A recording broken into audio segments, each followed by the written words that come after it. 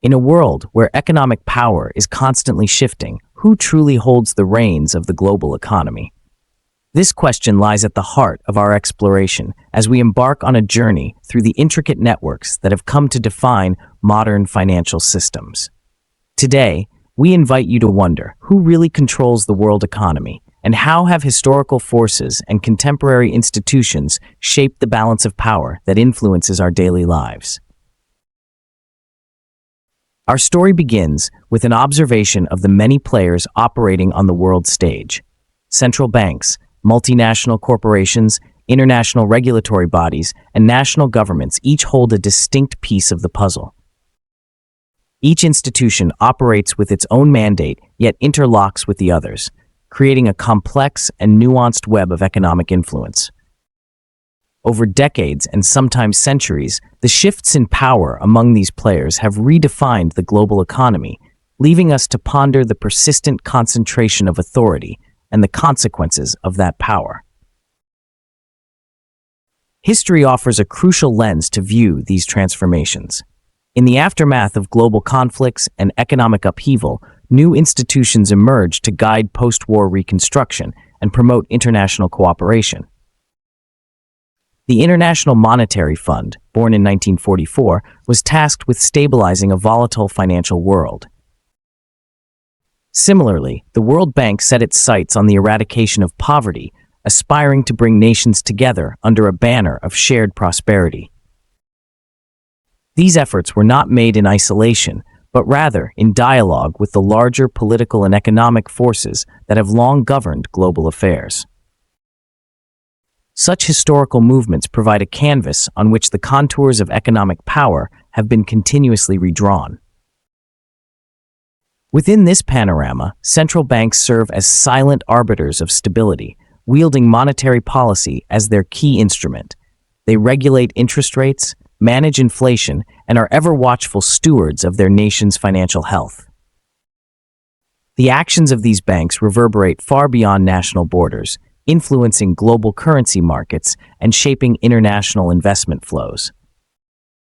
Their steady hand is meant to maintain equilibrium, yet in times of crisis, the concentration of decision-making in a few influential centers raises profound questions about accountability and control.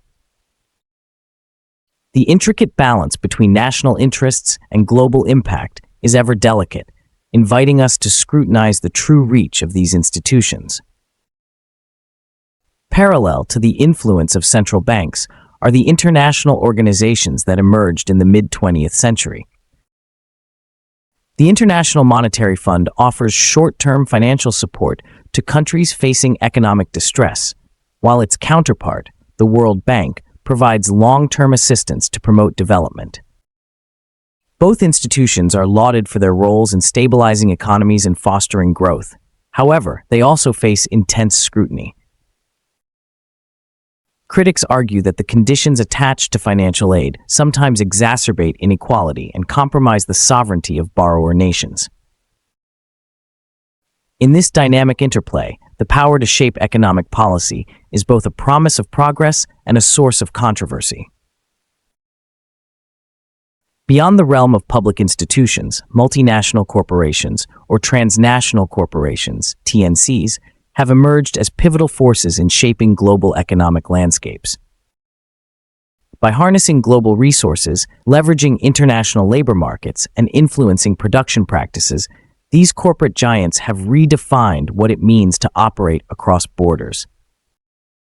Their strategies often involve outsourcing manufacturing to low-wage regions, a practice that not only boosts their profit margins, but also alters economic structures in significant ways. With revenues sometimes eclipsing the GDP of small nations, such corporations challenge the traditional notion of state-controlled economies and bring to the forefront the debate over who really has power in the modern era. Trade, too, is a battleground where power dynamics are in constant flux. The World Trade Organization, established in 1995, plays a central role in mediating international trade relations. By providing a legal framework for trade negotiations and disputes, the WTO aims to promote fairness and consistency in economic interactions among nations. Its influence is seen in the way it standardizes rules that all members are expected to follow, yet these rules often benefit larger economies with the resources to shape negotiations. In essence, the WTO stands as both a facilitator of global commerce and a stage for the contestation of economic influence. National governments, meanwhile, act as both regulators and participants in the global economy. They craft policy, negotiate treaties, and at times intervene directly in economic affairs to protect domestic industries. The tension between state sovereignty and global economic integration is palpable, as governments balance the need for self-determination with the pressures of international competition. Whether through fiscal policies, trade regulations, or geopolitically motivated decisions, national leaders continuously navigate a fine line between collaboration and confrontation, each decision sending ripples through the international economic system. Yet, amid these multifaceted influences, the central conflict remains: who truly controls the world economy? Is it the centralized power of central banks, the market-driven forces of multinational corporations, the regulatory frameworks of international institutions, or the ever-persistent agendas of national governments? Each answer invites further inquiry and debate, a reflection of the inherent complexity of modern finance. The systems designed to ensure stability and cooperation are simultaneously the very mechanisms that can concentrate power in the hands of a few, creating a dynamic that is as fraught as it is fascinating. This complexity is echoed in the intellectual debates that have defined economic thought over the past decades. Works such as Thomas Piketty's exploration of income inequality and documentaries like Commanding Heights have shed light on the struggle between government intervention and free market dynamics. Such discussions reveal a tension between theories of regulation and the inexorable march of globalization. As experts recount the evolution of financial institutions and the shifting sands of power, they also underscore the urgent need for transparency and balance in a system that too often leaves its outcomes shrouded in mystery. Archival footage, global maps, and charts illustrate the evolution of economic power from the post-war era to the present day. They remind us that the story of the world economy is not one of static control, but of perpetual change. Each era carries its own imprint, a mosaic of policies, conflicts, and alliances that have collectively sculpted the current landscape. The rise and fall of empires, the impact of revolutionary ideas, and the emergence of technological advancements all contribute to a narrative that is as layered as it is enlightening. In tracing these historical shifts, we uncover patterns that challenge the notion of absolute control and suggest a more distributed influence across time and space. As we look closer at the forces that have shaped this global system, we see that no single institution or ideology holds the monopoly on power. Rather, the control of the world economy is the product of cumulative decisions made across borders and decades. It is an ongoing dialogue between those who wield formal authority and the myriad economic forces that operate below the surface of everyday transactions. Even as the balance of power seems to tilt in favor of those with vast resources, there remains a continuous undercurrent of challenge from emerging markets, innovative technologies, and shifting political alliances. The narrative that unfolds before us is one of layered complexity and unresolved questions. At its core lies the enduring inquiry into the nature of power in an interconnected world, a world where institutional decisions intersect with human ambition and ingenuity.